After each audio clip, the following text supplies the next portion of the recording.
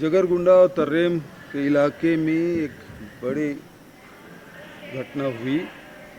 लगभग 2000 जवान ऑपरेशन पे निकले थे। 5 अलग अलग टुकड़ियों में थे। 4 टुकड़ी सकुशल लौट गए। 5वीं टुकड़ी में जिसमें लगभग 400 से 450 जवान थे, जिसमें सेंट्रल फोर्स के भी थे और स्टेट फोर्स के भी लोग थे। सीआरपीएफ के, कोबरा के, एसटीएफ के, डीआरजी के जवान थे। संयुक्त रूप से ऑपरेशन हुआ। ये वो एरिया है जो नक्सलियों का गढ़ माना जाता है और वहाँ हमें जाके कैंप स्थापित करना था और इससे वो बहुत बखलाए हुए थे। ऐसे स्थिति में वो छुप के वार किए, लेकिन हमारे जवानों में डट के मुकाबला किया। ये मुठभेड़ नहीं हुई है, ये इसको युद्ध कह सकते हैं।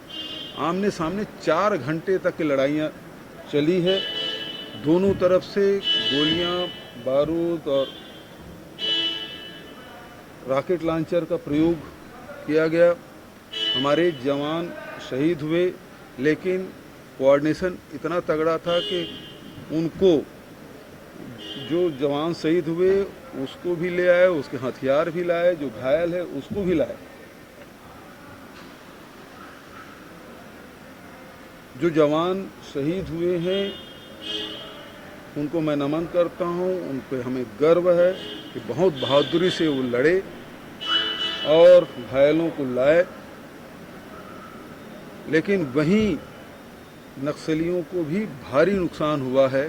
जो हमको जो सूचना मिली है, वो 4 ट्रैक्टर में घायल और उसके डेड बॉडी को ले जाने के लिए 4 ट्रैक्टरों का प्रयोग किया। मतलब समझ सकते हैं कितने बड़े तादाद में नक्सलियों को नुकसान हुआ है।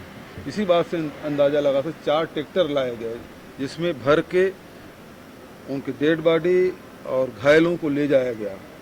नुकसान निश्चित रूप से हुआ है, लेकिन बहुत बहादुरी से संयुक्त ऑपरेशन में हमारे जवानों ने लड़ाई लड़ी है। मैं उन बहादुरों को नमन करता हूं और जिनकी शहादत हुई है उसके परिवार के प्रति संवेदना व्यक्त करता हूं। जी, और क्या बातचीत हुई और दूसरा, क्या ये रणनीतिक चूक से आप मानते हैं? बिल्कुल चूक नहीं है। ये कोई कैंप में हमला नहीं हुआ है या लौटते हुए हमला नहीं हुआ है। हम उसे घेरने निकले थे और कैंप स्थापित कर रहे हैं। लगातार आप सुकमा की तरफ से, बीजापुर की तरफ से, दंतेवाड़ा की तरफ से हम लगातार बढ़ते जा रहे हैं, कैंप स्थापित करते जा रहे हैं। नक्सली अब 40 बाई 40 वर्ग किलोमीटर में वो सिमट के रह गए हैं। उनकी बखलाहट ये है और हमारा ऑपरेशन रुकेगा भी नहीं। जो कैंप, हम 2 कैंप इस महीने में स्थापित करने वाले थे, उसे भी स्थापित करेंगे। और ये वो जगह है, ये दोनों हमारे कैंप खुलने के बाद जो नक्सलियों की जो मूवमेंट है, जो माड़ एरिया में जो जाते थे, वो ब्लॉक हो जाएगा और उसके बाद उसकी गतिविधियां सीमित हो जाएगी। ये उसकी बखलाहट है और हमारा ऑपरेशन रुकेगा नहीं। हमारे जो जवान शहीद हुए हैं वो जाया नहीं होगा। ऑपरेशन हमारा चलेगा, कैंप हम स्थापित करेंगे, सड़क हम बनाएंगे, लोगों की जो कनेक्टिविटी उसे देंगे, जो आम जनता की जो सुविधा है उसे हम प्रोवाइड करेंगे। सरकारें बदल गई लेकिन नक्सल समस्या वही की बनी हुई जी, सरकार बदल गई है, लेकिन नक्सल समस्या की बात की जाए तो आज भी वैसी की वैसी स्थिति है और वो अपने मंसूबे में लगातार कामयाब होते हैं। मैं कोई राजनीतिक बात नहीं करता, लेकिन आपको याद होगा पहले कैंपों पे हमले होते थे, उन्हें घेर के मारा नहीं जाता था। आप पिछले समय मीनपा में जो घटना हुई उसमें भी नक्सलियों को भारी नुकसान हुआ था। हमारे 17 जवान शहीद हुए, लेकिन उनके भी 20 से 21 नक्सली, 26 नक्सली मारे गए थे। इस समय भी 2-4 दिन बाद आंकड़े आ जाएंगे। उन नक्सली बड़ी तादाद में उनको क्षति हुई है। तो अब जो है वो फ्रंट में आग लड़ने की बात हो रही है, घेर के मारने की बात हो रही है। और वो हमारे चाहे सेंट्रल फोर्स हो चाहे स्टेट के फोर्स हो, वो और हमारे अधिकारी और हमारे जवान मिल के लड़ाई लड़ रहे हैं।